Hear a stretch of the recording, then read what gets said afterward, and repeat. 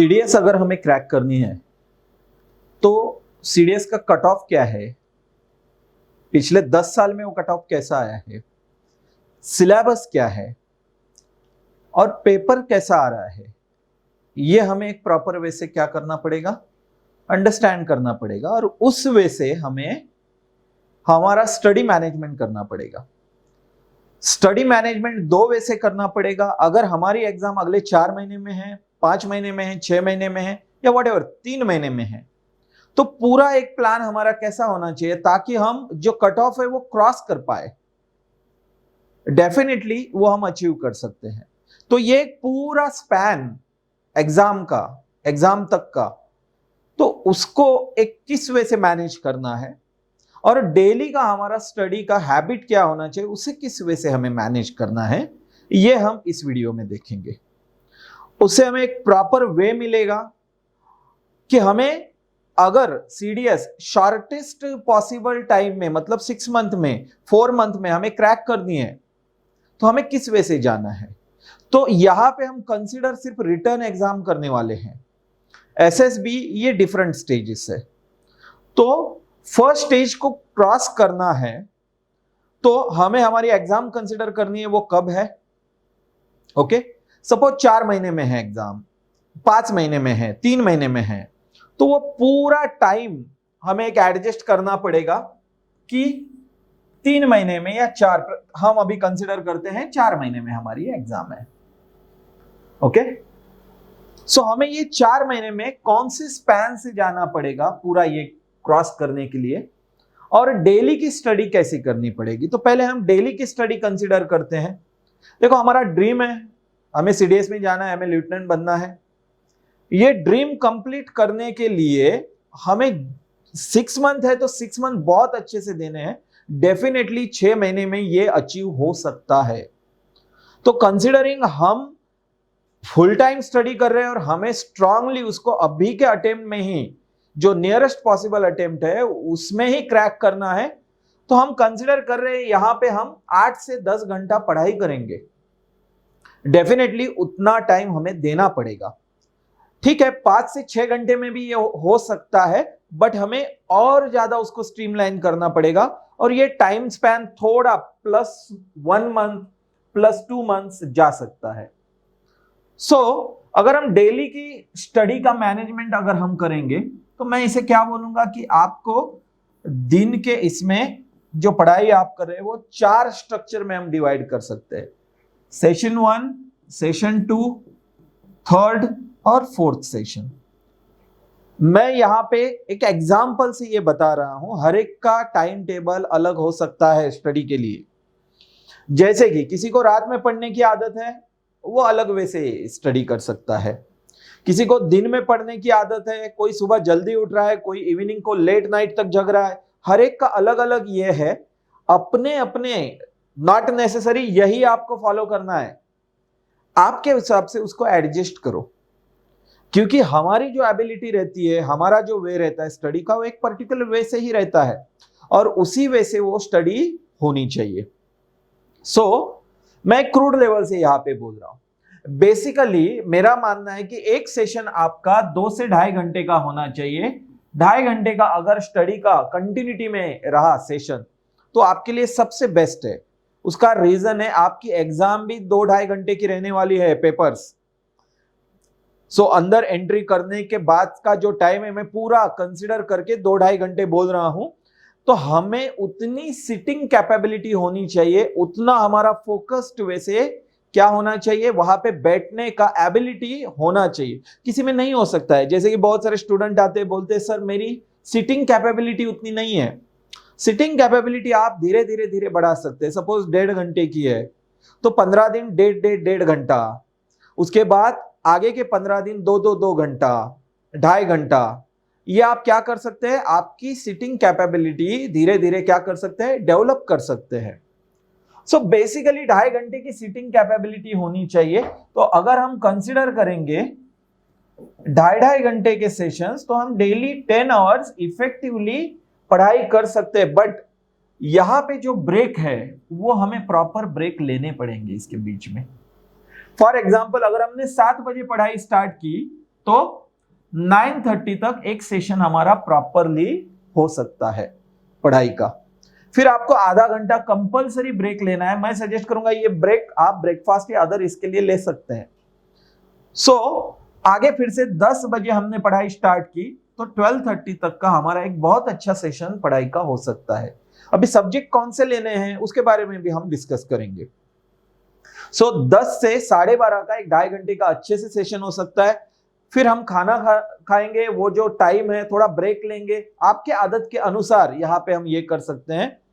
आगे अगर हमने कंसिडर किया कि हम 2 बजे पढ़ाई अगेन स्टार्ट कर रहे हैं तो 2 से 4:30 का एक टाइम हमारे लिए इफेक्टिव हो सकता है। फिर से आधा घंटा ब्रेक लेना है कंपलसरी। यहां पे कुछ लाइट थोड़ा सा खाना ही है, अदरवाइज क्या होगा कि हम आगे की सेशन जो है वो प्रॉपरली नहीं कर पाएंगे स्टडी का। देखो हम ये एक इफेक्टिव वे से करने का सोच रहे हैं। इफेक्टिव वे मतलब क्या, कंटिन्यूटी में होना चाहिए। नहीं तो कुछ कैंडिडेट का क्या होता है, एक दिन 16 घंटे पढ़ाई, दूसरे दिन 16 मिनट की पढ़ाई, मतलब ये ऐसा गए और कंटिन्यूअस नीचे आए। नहीं, हमें कंटिन्यूटी में हमारी स्टडी ये 3 महीने 4 महीने जो भी हमारे पास व्हाटएवर स्पैन है, टाइम है, एग्जाम तक उसको कंटिन्यूटी में रखना है, अप्स एंड डाउन्स में नहीं रखना है। तो एक प्रॉपर सेशंस हम अगर फॉलो करते जाएंगे, प्रॉपर उसमें ब्रेक लेंगे, तभी हम सक्सेसफुल होंगे। 4th सेशन अगर हम जाएंगे आधे घंटे का ब्रेक लेने के बाद तो 5 से 7:30 का एक प्रॉपर वे से सेशन हो सकता है। तो डेली अगर हम जाएंगे इस वे से प्रॉपर ब्रेक लेते हुए, प्रॉपर सिटिंग एबिलिटी डेवलप करते हुए, तो क्या होगा, तो हमारी सिटिंग कैपेबिलिटी भी बढ़ती जाएगी, स्टडी कंटिन्यूटी में रखने की भी एबिलिटी बढ़ती जाएगी और हमारी स्टडी कंटिन्यूअसली चलती रहेगी। अभी इसमें क्या करना है, प्रॉपर रिवीजन करना है। रिवीजन मतलब क्या है, जो भी लास्ट डे में हमने पढ़ा है दूसरे दिन एक बार उसको ओवरव्यू हमने लेना है। मैं रिवीजन बोल रहा हूं, री रीडिंग नहीं, दोनों में डिफरेंस है। रिवीजन मतलब क्या, जो भी हम पढ़ रहे हैं अंडरलाइन करके रखा है, मेन पॉइंट से जिसको हमें वापस देखना है उसको दूसरे दिन देखा। री रीडिंग मतलब वापस फिर से पढ़ना नहीं, फिर क्या होगा, डेली हम वही टॉपिक कंटिन्यूअसली पढ़ते रहेंगे। तो री रीडिंग नहीं, रिवीजन प्रॉपर होना चाहिए। ओके, तो एक बात याद रखनी है, no revision no post. Revision करनी है, क्योंकि हम क्या करते हैं, नहीं तो भूलते जाते हैं। आज जो कंटेंट हमारे पास है, आज हमने जो पढ़ा, 10 दिन के बाद वो कंटेंट 60-70% का ही रहने वाला है। 1 महीना देखेंगे 40%, 2 महीने में जाएंगे तो 30%, और 3-4 महीने के बाद यहाँ पे जो पढ़ा है इस टाइम में पकड़ेंगे, ये month, first month, second month, third month, fourth month, यहां पे एग्जाम देने जाएंगे तो वो 0 बनेगा। तो हमें साइकोलॉजी के अनुसार क्या करना है, जो भी हम यहां पे पढ़ रहे हैं फर्स्ट मंथ में, वो हमें स्ट्रांगली लास्ट मंथ तक लेके जाना है, कैरी करना है।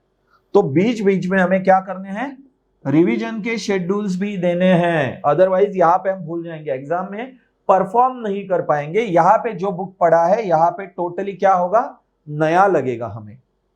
हमें प्रॉपरली क्या करना है, ये रिवीजन के शेड्यूल भी थ्रू आउट 4 मंथ के स्पैन में भी रखने हैं, और डेली हमें क्या करना है वो भी हमें प्रॉपरली ये करना है। तो अभी जो भी टॉपिक्स है हम पढ़ेंगे, बहुत सारे कैंडिडेट पूछते हैं कि सर डेली एक ही सब्जेक्ट करना है या वही फिनिश करना है। तो मैं सजेस्ट करूंगा आपको एटलीस्ट दिन में 2 सब्जेक्ट लेना है। ये मेरा पर्सनल ओपिनियन है, किसी को दिन में एक ही लेना है दैट्स फाइन। एटलीस्ट 2 सब्जेक्ट ले तो क्या होगा, मोनोटोनस नहीं होगी स्टडी। फॉर एग्जांपल हम जीके ही पढ़ रहे हैं, हिस्ट्री पढ़ रहे हैं, तो हिस्ट्री दैट्स फाइन, वही खत्म करेंगे, ये अप्रोच सही है। बट क्या होगा, फिर मोनोटोनस भी हो सकता है। तो मैं सजेस्ट करूंगा, सपोज आपने हिस्ट्री ली तो पॉलिटी ये कीजिए। ओके, इंग्लिश को हमारा वेटेज प्रॉपरली जाना चाहिए, तो डेली आपके 2 से 2.5 घंटा इंग्लिश के प्रिपरेशन के लिए हमें रखने ही है, बैच के प्रिपरेशन के लिए कंटिन्यूअसली रखने ही है। और जीके के 2 सब्जेक्ट अर्ली फेजेस में फटाफट 2-2.5 महीने में खत्म करने हैं, और एक साइड से उसका रिवीजन कंटिन्यूटी में रखना है 3rd-4th मंथ में। और maths through out the time, हमें मैथ्स और English through out the time करते जाना है इसके साथ। ये अगर हमने अप्रोच कंटिन्यूअसली 4-4.5 महीने में रखा तो डेफिनेटली हम सक्सेसफुल होंगे। अभी यहाँ पे कट ऑफ कितना है, अगर हम देखेंगे तो ओटीए के लिए, अगर हम देखेंगे तो ओटीए के लिए 92 का कट ऑफ 2020 में हाईएस्ट आया है अभी तक का। ओके, और IMA IFA, okay, IMA IFA आने के लिए अलग अलग रखता है, हम आईएफए का हाईएस्ट पकड़ते हैं तो 152 हाईएस्ट कट ऑफ है। तो इस कट ऑफ को हमें क्रॉस करने के लिए बहुत स्ट्रांगली तैयारी करनी पड़ेगी, और हमारा ऑब्जेक्टिव नेक्स्ट अटेम्प्ट का नहीं होना चाहिए, इस अटेम्प्ट में देखता हूं, अगले अटेम्प्ट में फिर कोशिश करूंगा अच्छे से, नहीं। 2 महीने हैं, 2 महीने में मैं क्या बेस्ट कर सकता हूं। इंग्लिश बहुत अच्छा किया, इंग्लिश में लगभग 60 प्लस हमें आए। ओके, जीके में हमने स्ट्रांग किया, एक 50 के आसपास आए, और मैथ्स में हमने 50 के आसपास लाए, तो भी हम ये कट ऑफ यहां पे क्रॉस कर सकते हैं। इंग्लिश में 60 आए हमें, और जीके में लगभग 40 प्लस आए, 40 भी मैं मिनिमम बोल रहा हूं यहां पे, तो भी हम ये कट ऑफ क्रॉस कर सकते हैं। दिखने के लिए ये इजी दिख रहा है, ओके, या लगने के लिए किसी को टफ भी दिख रहा है, तो दोनों नहीं है वो, हमें मिडल पाथ लेके जाना है प्रॉपरली, प्रॉपर स्ट्रांग। जो अभी हमने स्ट्रक्चर देखा 4 महीने का, उसमें से एक बनाना है कि कब मुझे क्या पढ़ाई करनी है। देखो, एक दिन में पूरी नहीं पढ़ाई होगी, एक महीने में पूरी पढ़ाई नहीं होगी, हमें उसको प्रॉपरली 4 महीने में स्टेप बाय स्टेप कैसे लेके जाना है, और फर्स्ट मंथ में की हुई स्टडी लास्ट मंथ तक कैसे स्ट्रांगली उसको होल्ड करके आगे लेके जाना है, इस पे ही हमारा सक्सेस है। तो ये करते वक्त हमें बीच बीच में क्या करना है, देखो एक पैटर्न हमेशा रखना है, स्टडी, उसको एनालाइज करना है, और टेस्ट कंटिन्यूअसली देने हैं। टेस्ट से हमें पता चलेगा हमारे एरर्स कौन से हैं। टेस्ट को कभी भी स्किप नहीं करना है, टेस्ट प्रॉपरली देने हैं। टेस्ट क्यों है, मुझे बहुत अच्छे मार्क आए तो बहुत खुश होना है, मुझे कम मार्क आए तो दुखी होना है, बिल्कुल नहीं, ऐसा नहीं करना है। टेस्ट इसलिए है कि वो हमें हमारे एरर्स, गलतियां बताए। गलतियां एक एक जितने हम साइडलाइन करेंगे यहीं पे, ओके, एग्जाम हॉल के बाहर, इंस्टीट्यूट में जितने हम वो ये करेंगे, साइडलाइन करेंगे, उतना ही हमें एग्जाम हॉल में फायदा होगा, उतने ही कम एरर्स वहां पे होंगे।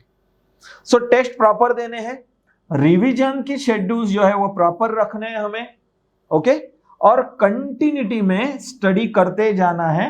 4 महीने में डेली का टाइम मैनेजमेंट, पूरे 4 महीने का टाइम मैनेजमेंट रिवीजन के साथ कंटिन्यूटी में रखेंगे तो 100% हम धीरे धीरे धीरे एग्जाम के तरफ मार्च होते जाएंगे। अदरवाइज क्या होगा, रिवीजन नहीं रखेंगे, कंटिन्यूटी नहीं रहेगी, तो हमें एक स्ट्रांग फीलिंग नहीं आएगी कि हमारी स्टडी एकदम प्रॉपर हो रही है। फिर क्या होगा, हम एग्जाम की तरफ नहीं जाएंगे, एग्जाम का दिन हमारे तरफ चलता आएगा, और हमें कभी भी कॉन्फिडेंस नहीं रहेगा एग्जाम हॉल में एंटर करते वक्त कि हम ये एग्जाम क्लियर करेंगे। तो डेफिनेटली इस वे से पहले से ही एक प्लान ये करना है, और हमें स्ट्रांगली आगे बढ़ना है, तभी हम ये जो कट ऑफ है वो कट ऑफ स्ट्रांगली, कुछ टफ नहीं है कट ऑफ क्रॉस करना, ओके, इजी वे से 4 महीने के, 4.5 महीने के प्रिपरेशन में बच्चों ने फर्स्ट स्टेज क्रैक की हुई है। बहुत सारी एग्जांपल ऐसे है, हम भी कर सकते हैं, सिर्फ उसको मन में ठानना है, पूरा एक वे से प्लान बना के उसको इंप्लीमेंट करके हमें आगे जाना है, ओके। इस वजह से हम आगे बढ़ते जाएंगे तो डेफिनेटली हम ये एग्जाम, मतलब उसकी फर्स्ट स्टेज क्रैक करके एसएसबी में फर्स्ट अटेम्प्ट में ही एंटर कर सकते हैं, okay. All the best to you.